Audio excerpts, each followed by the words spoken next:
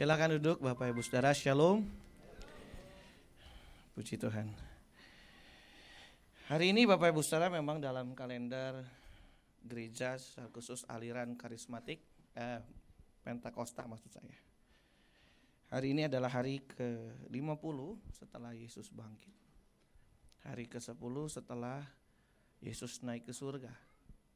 Dan peristiwa ini terkenal dengan nama Hari Raya Pentakosta.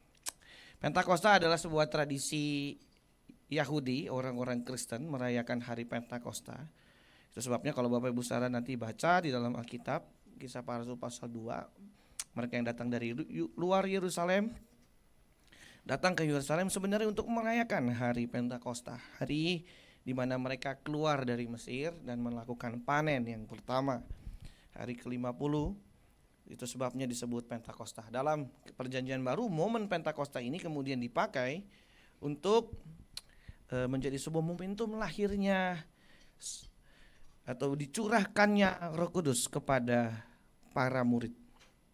Bapak Ibu Saudara, peristiwa Pentakosta menjadi satu gerakan awal atau bisa dikatakan sebagai lahirnya kekristenan perdana.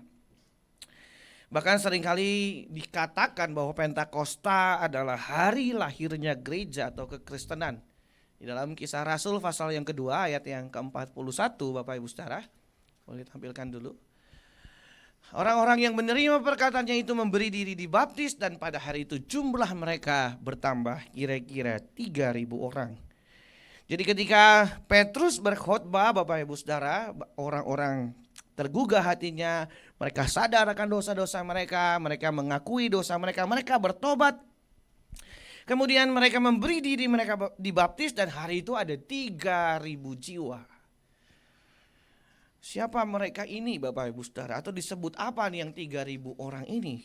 Mereka adalah orang percaya mula-mula. Yang kemudian mereka disebut sebagai sebuah komunitas Kristen atau gereja. 3.000 orang ini adalah para petobat baru yang mengalami kuasa Roh Kudus. Jadi Bapak Ibu Saudara, kalau kita melihat dari sejarah berdirinya gereja, hadirnya gereja, maka sangat jelas dan sangat terikat sekali peran Roh Kudus di dalam gereja itu. Roh Kudus adalah bagian dari adanya gereja, lahirnya kekristenan perdana. Bisa dikatakan Roh Kudus ini jadi ibunya gereja yang melahirkan gereja. Roh Kuduslah yang memakai Petrus menjadi alat untuk membawa orang-orang menyadari dosa mereka dan bertobat menerima Injil. Jadi hubungan gereja dengan Roh Kudus sangat kuat Bapak Ibu Saudara. Sangat kuat sekali. Hanya saja Bapak Ibu Saudara, setiap kali kita memperingati Pentakosta, hampir setiap tahun, saya rindu mengajak kita untuk merenungkan peristiwa ini bukan sekedar dari momentum manifestasi Roh Kudus, kuasa-kuasa yang nyata, yang luar biasa, karunia-karunia roh yang lahir, tetapi bagaimana peran Roh Kudus di dalam gereja itu sendiri. Karena dari sejarahnya, dari awalnya keterlibatan Roh Kudus dengan gereja itu sangat kuat Bapak Ibu Saudara. Jadi perenungan kita siang ini bagaimana sebenarnya gereja saat ini yang sudah modern. Sejauh mana peran Roh Kudus ada di dalam gereja saat ini. Sejauh mana keterlibatan Roh Kudus di dalam gereja saat ini. Hari ini Bapak Ibu Saudara, kalau saya tanya kepada Bapak Ibu Saudara, ketika Bapak Ibu Saudara dengar kata gereja, apa yang muncul Bapak Ibu Saudara dalam benak kita? Apa yang sering kali dibicarakan? Apa? Gedung, ya kan? Di mana gerejanya? Gedungnya masih kontrak apa enggak kan gitu? Gedungnya? Bangunannya kayak apa? Oh, ini ada gua-gua di sini. Apa Bapak Ibu Saudara? Sound system, lampu, mimbar, musik. Sampai ada AC Bapak Ibu. AC-nya dingin enggak? Apa lagi? Jumlah jemaat. Kalau nanya gereja, gereja di mana? Jemaatnya berapa? Ribuan? Ratusan? Puluhan atau satuan? Banyak atau sedikit? Waktu ngomong soal gereja apa lagi yang muncul Bapak Ibu? Seringkali apa? Letak di mana? Di mall? Di gang? Di pengkolan? Di bawah jembatan? Di mana? Di ruko? Ini ruko ya Bu ya? Restoran? Di mana Bapak Ibu? Pertanyaan yang muncul selalu begitu. Atau apa? Program. Lagi hype apa nih? Apa yang sedang viral hari di program apa nih? Apa nih? Apa camp kah? Apakah? Ya. Ikut camp, Bapak Ibu Saudara akan berubah. Di sana dilatih sama komandan-komandan membawa Bapak Ibu Saudara perubahan. Sampai dengar kata periwitan Bapak Ibu Saudara, kita trauma Bapak Ibu Saudara. Padahal yang periwitan tukang parkir. Kita pikir komandan, waduh buru-buru. Di sana haleluya gerak. Haleluya gerak. Saking rohaninya komandan itu, haleluya gerak loh. Ya ampun. Waktu muncul kata gereja, apa yang muncul di benak kita Bapak Ibu Saudara? Ketika kita merayakan Pentakosta, harusnya kita mengenang kembali bagaimana lahirnya gereja perdana itu dengan kekuatan Allah yang luar biasa.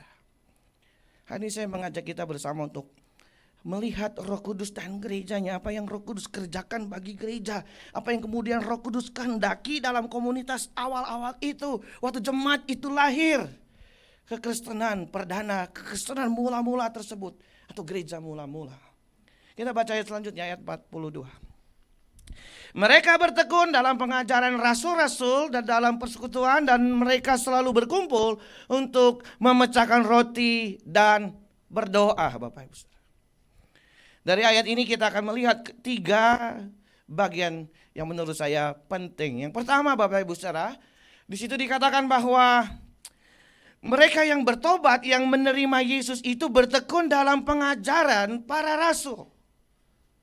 Kata bertekun di situ dari kata proskartereo, yang artinya tunduk kepada, mengikuti arahan kira-kira secara makna. Patuh kepada ajaran para rasul. Menarik loh Bapak Ibu Saudara. Apa sih yang diajarin para rasul pada waktu itu? Ini Kristen perdana. Belum ada sekolah teologi loh, belum ada dogmatika. Belum ada teologi waktu itu. Apa yang diajarin sih para rasul?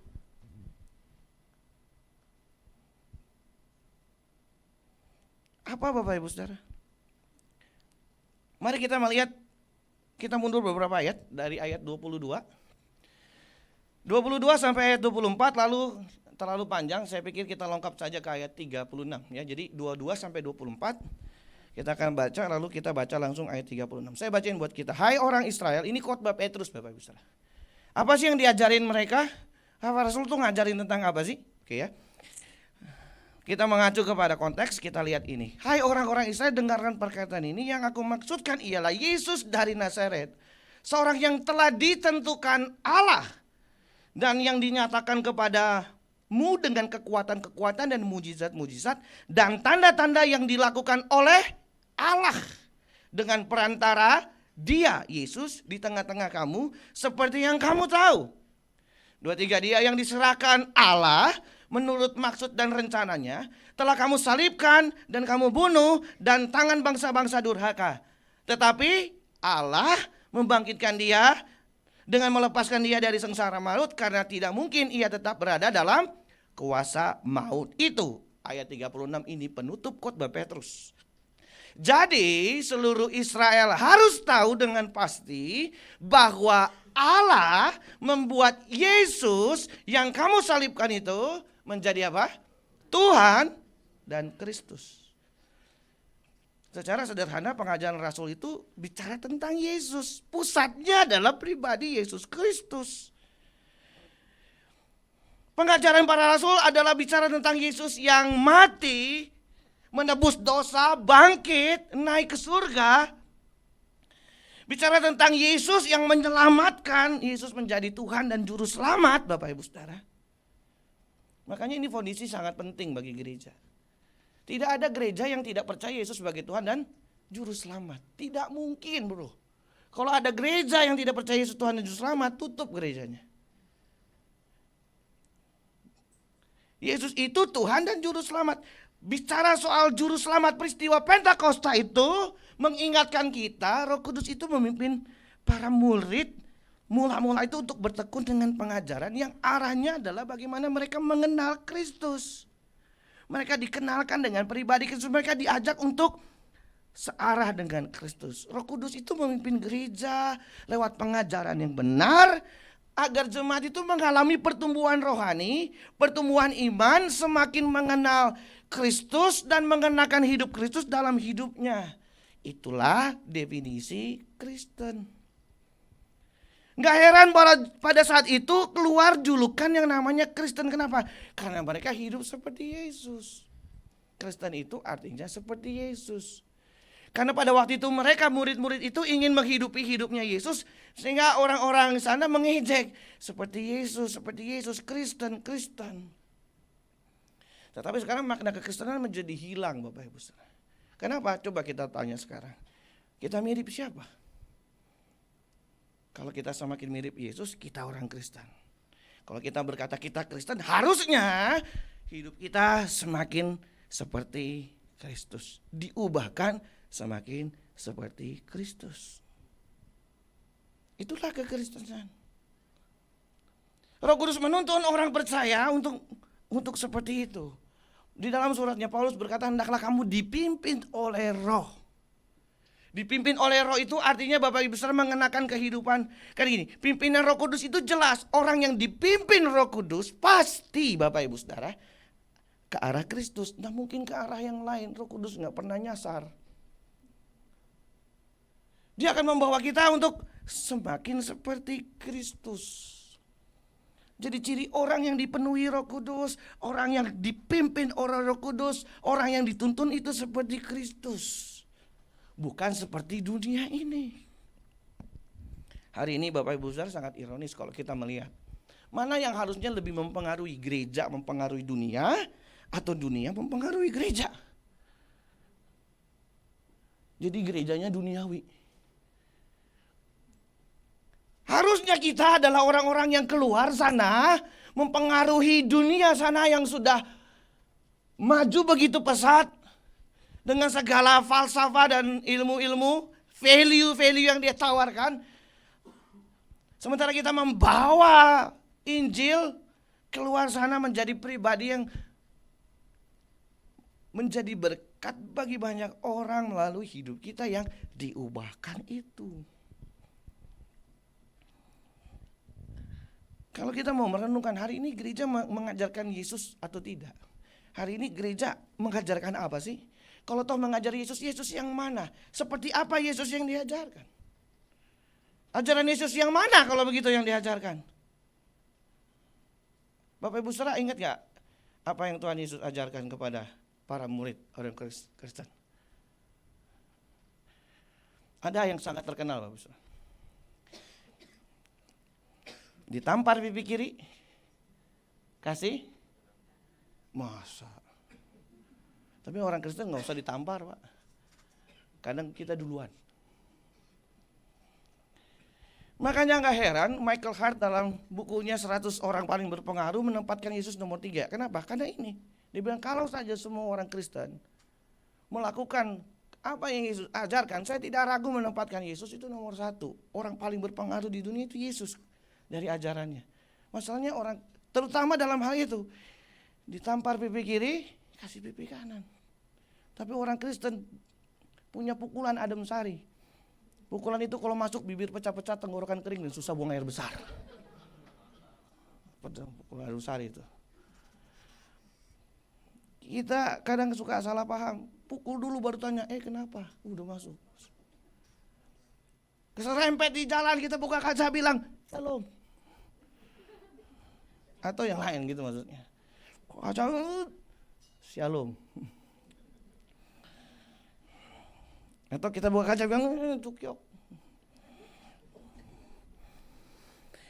Enggak heran Bapak Ibu Saudara bahwa hari ini kalau kita melihat fenomena bergereja, gereja begitu saja, tidak ada sesuatu yang begitu kuat, padahal gereja harusnya menjadi mercusuar dari gereja itu terpancar terang ilahi yang menggarami banyak wilayah. Kita memperingati Pentakosta berkali-kali Bapak Ibu Saudara. Saya mau tanya sederhana, Bapak Ibu Saudara, waktu kita minta Roh Kudus dicurahkan dalam hidup Bapak Ibu Saudara, tujuannya apa sih? Pengen jadi Superman? Wah, punya karunia, bisa melihat Pengen apa? Pengen apa? Padahal Bapak Ibu Saudara, saya nggak bilang karunia tidak penting, karunia penting. Amin. Oh harus Bapak Ibu harus dipenuhi oleh kuasa Roh Kudus. Punya kuasa Roh Kudus, dipimpin oleh Roh Kudus, karunia penting, mujizat dinyatakan, tanda-tanda heran menyertai kita. Yes, amin. Saya juga percaya itu. Saya berdoa buat orang sakit, saya minta kuasa Roh Kudus. Waktu saya berdoa, Tuhan sembuhkan. Kita perlu mujizat. Tapi tahukah yang lebih keren daripada itu semua? Yang paling luar biasa dari pekerjaan Roh Kudus itu bukan mujizatnya, bukan karuninya, tapi apa? Hidup manusia yang diubah itu. Karena mengubah hidup itu tidak mudah Bapak Ibu Saudara. Ini daging kita, bukan plastik nih Bapak Ibu Saudara. Ini hawa nafsu kita kadang-kadang masih keluar. Manusia lama kita masih nongol. Kita perlu tiap hari dipimpin oleh Roh Kudus. Melepaskan keinginan daging itu tidak mudah Bapak Ibu Saudara. Lidah kita ini udah terbiasa makan makanan enak, makanan gak enak tuh. Orang kalau udah biasa minum bajigur, tiba-tiba dikasih cappuccino. Itu ususnya nanya, lu siapa? Kok lain? Warnanya sama tapi beda rasanya. Tidak terbiasa sama karena kita sudah terbiasa dengan pola-pola dunia. Kali ini Allah merebut kita dari dosa. Kita telah ditebus dan kita dipimpin oleh Roh Kudus, dicurahkan untuk dalam hidup Bapak Ibu Saudara, untuk memimpin Bapak Ibu Saudara. Itu Alkitab ngomong dia hadir memimpin kita dalam kebenaran. Om Hardian boleh bantu saya. Ini jago pemain keyboard jadi dia pasti tahu langsung cepat lagunya. Tinggal ikutin tangan langsung cepat. Dari C kali.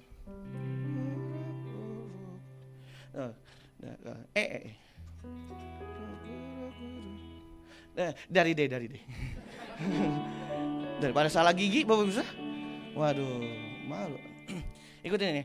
Roh Kudus dalamku, kau matraikan, pimpin ke dalam seluruh kebenaran. Kuasa firman-Mu mengubah hidup, membuka mataku agar aku mengerti kehendak-Mu. Dalam segala hal Bapakku turut bekerja supaya aku jadi sempurna. Lagi Roh Kudus dalamku, Roh Kudus dalamku, kau matraikan, pimpin ke dalam seluruh kebenaran. Kuasa firman-Mu, kuasa firman-Mu membuka mataku agar aku mengerti kehendak-Mu. Dalam segala hal Bapakku turut bekerja supaya apa? Aku jadi sempurna. Bapak Ibu Saudara yang kasih dalam Tuhan tuh, tahu kan dia cepet. Ini saya suka nonton YouTube-nya dulu, luar biasa. Bapak Ibu Saudara, Roh Kudus memimpin kita dalam kebenaran. Sebenarnya tujuannya adalah hidup yang diubahkan. Bukan hanya sekedar punya kuasa, bertalenta, berkarunia, tapi bagaimana hidup kita sungguh-sungguh diubahkan Tuhan. Sampai sini ada amin nih Bapak Ibu Saudara. Bapak Ibu Saudara, minta Roh Kudus hadir dalam hidupmu untuk apa? Untuk menuntun kita dalam kebenaran Allah dan hidup kita diubahkan. Makanya Bapak Ibu Saudara, salah satu doa saya hari-hari ini waktu saya berdoa dan mempersiapkan firman Tuhan itu, saya minta yang pertama, Tuhan, biar firman yang saya sampaikan ini adalah firman yang berkuasa. Bukan hanya sekedar firman yang sampai ke telinga enak didengar, sampai ke pikiran dibuat orang mengerti, tetapi sampai ke hati orang diubah melalui firman itu. Kenapa? Karena firman itu punya kuasa, itu kata Alkitab. Makanya gereja gak boleh main-main kalau khotbah Bapak Ibu Saudara. Ini hati Tuhan, ini isi hati Tuhan bagi jemaat. Jemaat itu menunggu makanan rohani dari Tuhan setiap minggu yang akan memberikan kekuatan roh dalam rohnya. Nggak boleh sembarangan khotbah sebenarnya. Khotbah adalah sesuatu yang dipersiapkan dengan baik dari hikmat Allah turun. Itu saya rindu Bapak Ibu. Saya rindu khotbah-khotbah itu mengubah hidup orang. Karena kuasa firman itu berkuasa mengubah kehidupan. Yang kedua saya doa, Tuhan bukan saja mengubah orang, tapi mengubah saya. Khotbah yang saya khotbahkan bukan hanya mengubah orang, tapi mengubah yang khotbah juga. Karena ini bukan firman buat Bapak Ibu, tapi buat aku juga. Saya ngeri loh Bapak Ibu saudara. Berapa banyak? Kalau Petrus berdoa tadi, berkhotbah tadi sekali khotbah 3.000 orang bertobat. Andres kalau khotbah berapa yang bertobat? Nggak ada loh. Karena pendetanya nggak tobat juga. Dia menuntun kepada pengajaran yang kemudian membawa orang makin bertumbuh dalam kebenaran firman, diubahkan menjadi serupa dengan Kristus. Amin. Makanya gereja nggak boleh berhenti ngajar, mengajar firman dan memberi makanan rohani. Amin. Oh, Shopee, ya tenang. Nah, ya. Sekali lagi dapat gelas. Yang kedua Bapak Ibu Saudara, tadi dalam ayat yang ke-41 mereka bertekun dalam pengajaran para rasul dan dalam persekutuan. Kata persekutuan ini sangat terkenal dengan kata koinonia. Bu, masih ada pilar di sini? Oh, kirain pilarnya udah diganti. Enggak. Pilar kita, pilar persekutuan ada loh Bapak Ibu Saudara. Kata yang dipakai kata koinonia yang diterjemahkan secara harafiah partnership, sebenarnya persahabatan, partisipasi, social intercourse, hubungan sosial yang kuat, yang intim, yang erat. Tapi ada satu yang menarik buat saya, terjemahan dari kamus yang sering kali dipakai untuk menerjemahkan kata Yunani ya. Kamus ini cukup terkenal, namanya Thayer Greek Dictionary ya. Ini sering dipakai para penafsir untuk menerjemahkan beberapa kata dalam Yunani ya. Salah satu pengertian yang diberikan oleh Thayer tentang kata koinonia itu adalah to share with one has anything. Kemampuan untuk bisa berbagi dari apa yang mereka miliki. Ini semua petobat baru Bapak Ibu. Dan pada waktu itu jadi Kristen itu punya konsekuensi, bisa miskin, bisa ditinggal. Karena orang-orang tidak suka dengan kekristenan. Kristen itu lahir dalam penderitaan Bapak Ibu Saudara. Konsekuensi jadi Kristen itu bisa masuk penjara dan lain sebagainya. Tetapi apa yang menarik? Kita baca ayat 44 sampai 47. Dan semua orang yang telah menjadi percaya tetap bersatu. Dan segala kepunyaan mereka adalah kepunyaan bersama. Dan selalu ada dari mereka yang menjual harta miliknya, lalu membagi-bagikannya kepada semua orang sesuai dengan keperluan masing-masing. Dengan bertekun dan dengan sehati mereka berkumpul tiap-tiap hari dalam bait Allah. Mereka memecahkan roti di rumah masing-masing secara bergilir dan makan bersama-sama dengan bergembira dan dengan tulus hati sambil memuji Allah. Dan mereka disukai semua orang, dan tiap-tiap hari Tuhan menambah jumlah mereka dengan orang-orang yang diselamatkan. Bapak Ibu Saudara, tadi seperti dalam terjemahannya Thayer dikatakan memberi hidup di dalam persekutuan itu. Di dalam persekutuan itu dicerminkan tindakan untuk apa? Saling berbagi satu dengan yang lain. Hidup mereka memancarkan kasih ilahi. Mereka hidup saling topang menopang. Inilah yang disebut koinonia. Inilah karya Roh Kudus dalam hidup jemaat mula-mula. Roh Kudus itu menggerakkan hati orang, menggerakkan hidup mereka untuk hidup di dalam kasih Kristus, saling berbagi, saling menopang. Nggak heran kalau komunitas ini kemudian disukai oleh banyak orang. Jadi kalau kita bicara soal persekutuan, sebenarnya bukan bicara soal jumlah, berapa yang hadir, berapa banyak ada di situ, tapi bicara soal kualitas perkumpulan itu, kualitasnya. Ngapain ngumpul-ngumpul? Bukan sekedar ngumpul, hahihi makan kuaci. Makan kuaci masih ada nggak? Masih. Enak sih kuaci. Makan pastel, makan kacang hijau. Bukan hanya sekedar kumpul-kumpul untuk pergi sana sini, tetapi bagaimana kualitas dari persekutuan itu dibangun sikap saling menopang, ada kepedulian, berbagi satu dengan yang lain, Bapak Ibu Saudara. Bukan masalah jumlah, tentu jumlah juga penting. Tapi jumlah itu bukan ukuran. Ukuran itulah bagaimana kehidupan dalam komunitas itu. Ini menarik loh. Orang bisa jual harta miliknya bagi orang lain. Coba, siapa di sini mau jual motornya buat kita? Jual handphonenya. Datang, saya mau jual handphone saya, Pak. Mobil saya, rumah saya. Nggak bisa kalau hatinya nggak digerakin Tuhan. Maka kualitas komunitas itulah yang kita bangun. Dan inilah peran Roh Kudus dalam kehidupan komunitas gereja. Membawa setiap umat mengalami kasih Allah dan memancarkan kasih Kristus. Di gereja sih asik nyanyinya. Gimana? Kau saudaraku. Ditambahin kau. Ini kan? Apalagi tuh? Bergandengan tangan gimana tuh? Nih. Berjalan dalam kasih, dalam satu hati, berjalan dalam terang kasih Tuhan. Nah ini paling. Kau tunjuk temennya, kau saudara, lihat mukanya, kau memisahkan kita.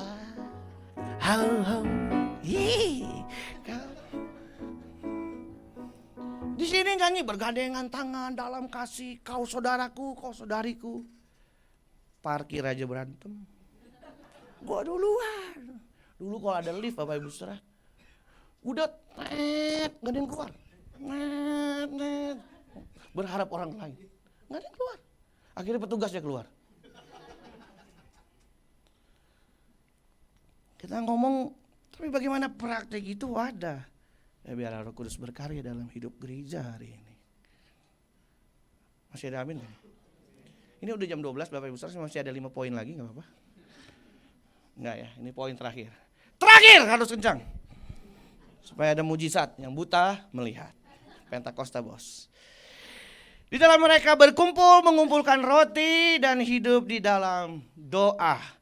Ini juga sesuatu yang sangat penting. Bapak Ibu Saudara, mereka bertekun dalam pengajaran para rasul. Mereka hidup dalam persekutuan yang dalam satu dengan yang lain. Mereka bertekun dalam doa. Kita masih punya pilar itu ya Bu ya.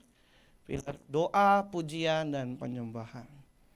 Doa adalah gambaran relasi kita dengan Tuhan. Roh Kudus itu membawa orang untuk punya kerinduan bersekutu dengan Tuhan. Jemaat mula-mula itu datang untuk bersekutu dengan Tuhan. Mereka itu cari Tuhan. Roh Kudus menuntun mereka untuk berjumpa dengan Kristus. Siapa yang dijumpai di dalam ibadah harusnya berjumpa dengan Kristus, bukan berjumpa dengan yang lain. Bapak Ibu Saudara, tahukah gereja itu sesuatu yang luar biasa. Hanya ada 2 lembaga yang dibangun oleh Allah. 1 keluarga, 2 gereja. Dan yang lebih luar biasa lagi, cuma gereja yang menghubungkan surga dengan bumi. Ya, 5 minutes more. Ya. Cuma gereja yang menghubungkan surga dengan bumi. Bapak Ibu Saudara sadar nggak itu? Di sini di gereja ini Bapak Ibu Saudara ada sesuatu yang ilahi yang datang dari surga turun ke sini, berjumpa dengan Bapak Ibu Saudara, kita dari bumi. Gereja yang menghubungkan surga dengan bumi. Makanya gereja nggak boleh main-main loh. Keterikatan kita dengan pribadi Roh Kudus, dengan Bapa, dengan Kristus yang adalah kepala gereja, Bapak Ibu Saudara, nggak bisa main-main. Maka gereja tidak boleh berhenti berdoa. Gereja harus mengandalkan Tuhan. Ironisnya Bapak Ibu Saudara, seorang pendeta terkenal di Amerika, almarhum Billy Graham pernah berkata, gereja tanpa Roh Kudus pun bisa jalan, Bapak Ibu Saudara. Mengkritik bagaimana gereja-gereja pada saat itu ya, praise center yang muncul. Mereka tidak lagi mengandalkan kuasa Allah. Mereka mengandalkan uang dan kekuatan manusia, teknologi semata. Berjalan tapi tidak berdampak, Bapak Ibu Saudara. Bukan gereja seperti itu yang Allah inginkan. Tuhan ingin gereja itu berdampak, punya kuasa. Dan itu hanya bisa dilakukan bagi mereka-mereka yang sadar betul bahwa mereka perlu Tuhan dan butuh Tuhan.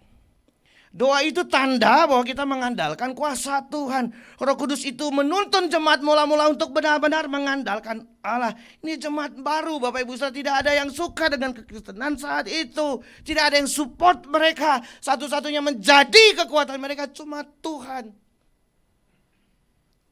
Bapak Ibu Saudara, percayakah bahwa gereja ini adalah milik Tuhan? Seberapa banyak kita menggantungkan gereja kepada Allah. Jangan pernah kompromi Bapak Ibu Saudara, dan jangan menggantungkan dan mengharapkan manusia. Karena ini lembaga ilahi. Saya banyak diajar Tuhan melalui peristiwa itu Bapak Ibu Saudara. Banyak pelajaran rohani yang saya temui dalam pelayanan pekerjaan Tuhan yang saya lewati. Dan saya bersyukur untuk berkat-berkat rohani itu membawa saya untuk benar-benar mengandalkan Tuhan. Setiap pagi kita harus berlutut dan berkata, Tuhan, aku berserah. Bapak Ibu Saudara, saya sering kali dulu waktu itu Bapak Ibu Saudara sering tergoda. Saya ngerti Alkitab kok. Saya tahu teori A, teori B, saya bisa ini. Saya sudah bersekolah sampai level tertentu. Saya bisa dan saya mengerti konsep ini, ngomong soal ini. Saya tahu Alkitab, saya ngerti. Tapi bukan itu yang Tuhan butuhkan. Tuhan butuh hati yang rendah itu. Untuk datang kepada Tuhan berkata, Tuhan, aku gak bisa apa-apa tanpa Engkau. Di situ Bapak Ibu Saudara kita baru menyadari kita bukan siapa-siapa loh. Sehebat apapun prestasi yang Bapak Ibu Saudara punya, tidak ada artinya tanpa Tuhan di dalamnya. Kan jadi sia-sia. Kepintaranmu kan sia-sia kalau bukan tanpa Tuhan. Kita akan jadi orang yang arogan, sombong. Maka kebergantungan kita dengan Allah menjadi sesuatu yang sangat kita butuhkan. Kita harus sadar kita ini cuma alat. Kalau kita dipakai Tuhan, kita diberkati, kita ini cuma alat. Kita cuma saluran Bapak Ibu Saudara. Yang utama adalah Tuhan. Amin Bapak Ibu Saudara. Itu sebabnya Bapak Ibu Saudara, tidak ada yang kita andalkan selain Tuhan. Gereja itu harus mengandalkan Tuhan. Saya rindu Bapak Ibu Saudara setiap kali kita memperingati peristiwa Pentakosta, waktu kita berdoa, Tuhan atau Roh Kudus masuklah dalam hatiku, naungi aku, penuhi aku. Tujuannya apa? Tujuannya adalah biar hidupmu dibaharui. Amin Bapak Ibu Saudara.